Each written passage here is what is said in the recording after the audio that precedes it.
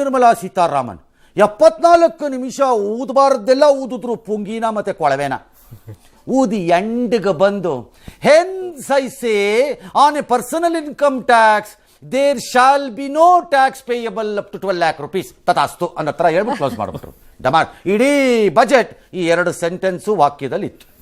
ವಿಪಕ್ಷಗಳು ಇಂತಹ ಕಂತ್ರಿಗಳು ನನಗೆ ಇನ್ನೊಂದ್ಸರಿ ಕಾಣದೇ ಇಲ್ಲ ಅನಿಸುತ್ತೆ. ನನಗೆ ನಮ್ಮ ಸಂಸದರುಗಳ ನಡವಳಿಕೆ ಮತ್ತು ಅವರ ನಿಲುವುಗಳು ಮತ್ತು ಇದ್ರ ಬಗ್ಗೆ ನನಗೆ ಅಸಹ್ಯ ಬರ್ತಾ ಇದೆ. ಎಲ್ಲದಕ್ಕೂ ಬಜೆಟ್ ಅನ್ನೋದು ಪ್ರಕಟ ಆಗಿ ಎಷ್ಟು ದಿನ ಆಗಿದೆ ಡೇಟು, ಅದಾದ ಮೇಲೆ ಈ ನಡೆಯಬಾರದ ಘಟನೆಗಳನ್ನು ನಡೆಯತ್ವಪ್ಪ. ಅದನ್ನು ಇಟ್ಕೊಂಡು ಕುಂಭಮೇಳದ ದುರಂತ ನಾನು ಮಾಡಬಾರ್ದು ಅಂತಲ್ಲ, ಅದರ ಟೀಕೆ ಆಗಬೇಕು, ಅಯ್ಯೋ ಅದ್ರ ಚರ್ಚೆ ಆಗಬೇಕು, ಬಜೆಟ್ ಅಲ್ಲ. ನಾಚಿಕೆ ಮನ ಮರ್ಯಾದೆ ಇದೆಯಾ ಎಂ ಪಿಗಳಿಗೆ? ಅಯೋಗ್ಯರಂತಂದು ಎಲ್ಲರೂ ಅಯೋಗ್ಯರ ಎಂ ಪಿಗಳೆಲ್ಲ ಹೋದವ್ರು ನಾನು ಹೇಳ್ತೀನಿ, ವಾಕೌಟ್ ಮಾಡಿದವರು ಸೇರಿ ಸ್ವಲ್ಪನಾರು ಬೇಡವಾ ಕಾಮನ್ ಸೆನ್ಸು? ದೇಶದ ಬಜೆಟ್ ಫಿಕ್ಸ್ ಆಗಿದೆ, ಎದ್ದು ನಿಂತ್ಕೊಂಡು ಸ್ಪೀಕರ್ ಒಂದು ರಿಕ್ವೆಸ್ಟ್ ಮಾಡಿ ಒಂದು ಪ್ರಸ್ತಾಪ ಮಾಡಿ ಇದಾಗಿದೆ, ಕ್ಯಾನ್ ವಿ ಗೋ ಫಾರ್ ಒಂದು 1 minute ಇದನ್ನು ಮಾಡಿಸ್ಬೇಕಿತ್ತು ಇವತ್ತು ಸದನದಲ್ಲಿ. ಮೋದಿಯವ್ರು ಸುಮ್ಮನೆ ಟವಲಾಕೊಂಡು ಶಾಲಾಕೊಂಡು ಓಡಾಡೋದಲ್ಲ, ಇದು ಮಾಡಿಸ್ಬಿಟ್ಟು ಮಾಡಬೇಕಿತ್ತು ಬಜೆಟ್ನ. ಒಂದು ನಿಮಿಷ ಎದ್ದು ನಿಂತ್ಕೊಂಡು ಒಂದು ಸಂತಾಪ ಮಾಡಿ ನಂತರ ಬಜೆಟ್ ಸ್ಟಾರ್ಟ್ ಮಾಡಿಸ್ಬೇಕಾಗಿತ್ತು. ಅದನ್ನು ಹೇಳಬೇಕಿತ್ತು ಅಪೋಸಿಷನ್ ಅಲ್ಲಿ ಯಾರು ಎದ್ದು ನಿಂತ್ಕೊಂಡು. ಈ ಘನಂದಾರಿ ಘನತೆ ವೆತ್ತ ಅತಿ ಬುದ್ಧಿವಂತ Rahul Gandhi type speaker sir what is this ಅಲ್ಲಂಗಾಗಿದೆ, let's pray for them, then we will continue ಬಜೆಟಲ್ಲಿ, ಆಮೇಲೆ ನಮಗೆ ಟೈಮ್ ಕೊಡಿ, ವಿ ವಿಲ್ ಡಿಸ್ಕಸ್ ಇಟ್ ಅಂತ ಹೇಳಬೇಕಿತ್ತು.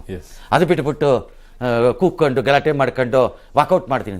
ಯಾವನ್ರಿ ಅವನು ಎಂ ಪಿ? ಅಯ್ಯೋ ಯಾಕೆ ಎಲೆಕ್ಟ್ ಆಗಿ ಹೋಗ್ತೀರಿ ನೀವೆಲ್ಲ ಸುಮ್ಮನೆ ವೇಸ್ಟ್ ಬಾಡಿಗಳು. ಈ ಇನ್ಕಮ್ ಟ್ಯಾಕ್ಸ್ ಯಾಕೆ ಇರಬೇಕು? ಈ ಪ್ರಶ್ನೆಯನ್ನ ಇವತ್ತು ರಾಷ್ಟ್ರೀಯ ಸುದ್ದಿವಾಹಿನಿಗಳಲ್ಲಿ ಒಂದು ಕಡೆನೂ ಕೇಳಿಸ್ಕೊಳ್ಳಿಲ್ಲ ನಾನು. ಇದನ್ನ ಯಾಕಿರಬೇಕು? First of all somebody should have asked the finance minister, when are you going to remove the income tax? ಇರಲೇಬಾರದು. ಎಸ್, ಇರಕೂಡದು ನನ್ನ ಪ್ರಕಾರದಲ್ಲಿ. ಹೇಗೆ? ಯಾಕೆ ಸರ್? ಹೇಗೆ? ಭಾರತದಲ್ಲಿ 9 ಕೋಟಿಯಷ್ಟು ಜನ ಟ್ಯಾಕ್ಸ್ ಅನ್ನ ಫೈಲ್ ಮಾಡ್ತಿದ್ದಾರೆ. ನನ್ನ ಆದಾಯ ಇಷ್ಟು ಇಷ್ಟು, ನನ್ನ ಹೆಸರು ಇದು, ನಮ್ಮ ಅಪ್ಪ ನಮ್ಮ ತಾತ, ನಾನು ನಿಮಗೆ ಡ್ಯಾಶು ಡ್ಯಾಶು ತಗೊಳ್ಳಿ ಅಂತ ಕೊಡ್ತಿದ್ದು. ಅದು ಇವರು ಟ್ಯಾಕ್ಸ್ ಕೊಡ್ತಾ ಇಲ್ಲ. ಈ 9 ಕೋಟಿ ಕೊಡ್ತಾ ಇಲ್ಲ, ಫೈಲ್ ಮಾಡ್ತಾರೆ. ಓಕೆ, ಟ್ಯಾಕ್ಸ್ ಕೊಡಲ್ಲ. ಟ್ಯಾಕ್ಸ್ ಕೊಡಬೇಕಾಗಿಲ್ಲ, ಓಕೆ, ಅವ್ರು ಅದರೊಳಗಡೆ ಇರ್ತಾರೆ.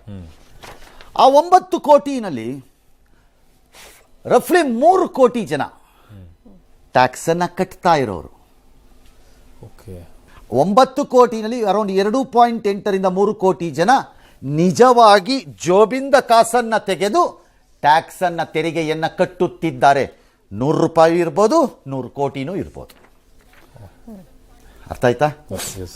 ಆ 3 ಕೋಟಿಯ ಒಳಗಡೆ ಟ್ಯಾಕ್ಸ್ ಕಟ್ತಿರೋರಲ್ಲಿ ಮೇಲಿರೋ 1 ಲಕ್ಷ ಜನ, 100,000 ಜನ ಇದಾರಲ್ಲ, ಆ 3 ಕೋಟಿ, 100 ರೂಪಾಯಿಂದ 100 ಕೋಟಿವರೆಗೂ ಕಟ್ತಿರೋ ಜನದ 3 ಕೋಟಿನಲ್ಲಿ ಆ ಮೇಲ್ಗಡೆ ಕೂತಿರೋ ಒಂದು 100,000 ಪೀಪಲ್, ಅಂದ್ರೆ 1 ಲಕ್ಷ ಜನ ಇದ್ದಾರಲ್ಲ ಟ್ಯಾಕ್ಸ್ ಕಟ್ತಿರೋರು, ಅವರು 88ರಿಂದ 90% ಇಡೀ ಟ್ಯಾಕ್ಸ್ ಏನು ಕಲೆಕ್ಟ್ ಮಾಡ್ತಾ ಇದ್ರೆ ಅದನ್ನು ಅವರೇ ಕೊಟ್ಬಿಡ್ತಾರೆ. ಅರ್ಥ ಆಯ್ತಾ? ಉಳಿದಿದ್ದೊಂದು 12-13% ಉಳಿದಿದ್ದಾರಲ್ಲ 2.9 ಕೋಟಿ ಅವ್ರು ಕಟ್ತಾರೆ. ಹೀಗಿರಬೇಕಾದ್ರೆ ಈ ಮೇಲ್ಗಡೆ ಇದಾರಲ್ಲ 1 ಲಕ್ಷ ಜನ, ಅವರು ಅವರಿಂದ 1 ಲಕ್ಷ ಸೇರಿಸ್ಬಿಟ್ಟು ಅವರನ್ನ ಸೂಪರ್ ಟ್ಯಾಕ್ಸ್ ಸ್ಲ್ಯಾಬ್ಗೆ 25% 30% ಹಾಕಿಬಿಟ್ಟು ನೀವು ಟ್ಯಾಕ್ಸ್ ಕಟ್ಟರಪ್ಪ ಅಂತೇಳಿ ಉಳಿದವ್ನಿಗೆ ಯಾವನಿಗೂ ಟ್ಯಾಕ್ಸ್ ಇಲ್ಲ, ಒಗರೇ ಹತ್ಲ ಕಡೆಗೆ ಅಂತ ಡಿಕ್ಲೇರ್ ಮಾಡೋ ಕಾಲ ಯಾವತ್ತು ಬರುತ್ತೆ ಹೇಳ್ರಪ್ಪ?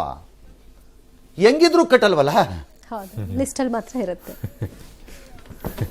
ನನ್ನ ಪ್ರಕಾರ ಇನ್ಕಮ್ ಟ್ಯಾಕ್ಸ್ ಶುಡ್ ಗೋ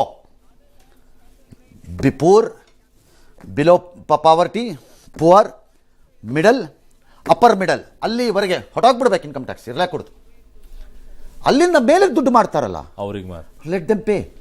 12 ಲಕ್ಷಕ್ಕೆ 12 ಲಕ್ಷ ಅಂತ ಕುಡಿಯುತ್ತಿದ್ದೀವಲ್ಲ, ನೋ, 25 ಲಕ್ಷದವರೆಗೂ ಇರಬಾರ್ದು.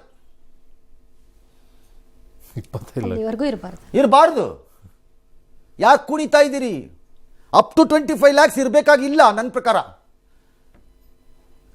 ಹಿಂದಿನ ಕಾಲದಲ್ಲಿ ಈ ಟ್ಯಾಕ್ಸಿನ ಆದಾಯ ಬಿಟ್ಟರೆ ಬೇರೆ ಆದಾಯ ಇರಲಿಲ್ಲ ಗೌರ್ಮೆಂಟ್ಗೆ, ಸೆಂಟ್ರಲ್ ಟ್ಯಾಕ್ಸಸ್ ಗೂಡ್ಸ್ ಬಿಟ್ರೆ.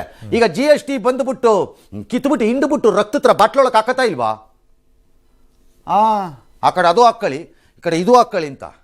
ಆರ್ಟ್ ಸ್ಟೂಡೆಂಟ್ ಇರ್ಬೋದು, ಬಟ್ ಸಣ್ಣ ಕಾಮರ್ಸ್ ಓದಿದ್ದೀವಿ. ಈ MTV ಸಿಟಿ ಯುಗದಲ್ಲಿ ಖುಷಿಯಾಗಿರ್ಬೇಕು.